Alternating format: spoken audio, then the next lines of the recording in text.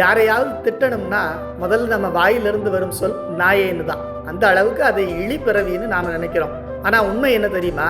நாய் தன் எஜமானனை அடையாளம் கண்டு கொள்ளும், விசுவாசமாக இருக்கும், அவங்களுக்காக வேட்டையாடி உதவி பண்ணும்.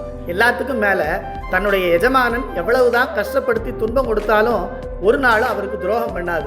ஆனால் ஒரு தாயின் வயிற்றில் மனிதராக பிறந்த பலரும் ரொம்ப வசதியான வாழ்க்கை வாழ்ந்த போதும் காய்க்காத மரம் போலவும், நீரில்லாத குளம் போலவும், கல்லால் செய்த பசுமாடு போலவும், மறந்தும் கூட பிறருக்கு உதவி செய்யாத மனிதரை போலவும் இருக்காங்களே, இவங்களையெல்லாம் ஏன் தான் படைச்சியோன்னு ஏகாம்பரநாதர்கிட்ட பட்டணத்தால் கேட்கிறார். இதை நாயாய் பிறந்திடின் நல் வேட்டையாடி நயம் புரியும் தாயார் வயிற்றில் நரராய் பிறந்து பின் சம்பன்னராய் காயா மரமும் வரலாங் குளமும் கல்லாவும் என்ன ஈயா மனிதரை ஏன் படைத்தாய் கட்சி ஏகம்பனேன்னு திரு ஏகம்ப மாலையில் நமக்கு அருள் செய்கிறார்.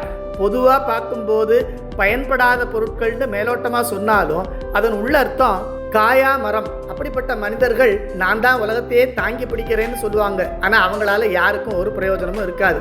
வரலாங் குளம், கொஞ்சம் கூட ஈரம் கசிவு கருணை இருக்காது. பழிபாவத்துக்கு அஞ்சாம எதை வேணாலும் பண்ணுவாங்க.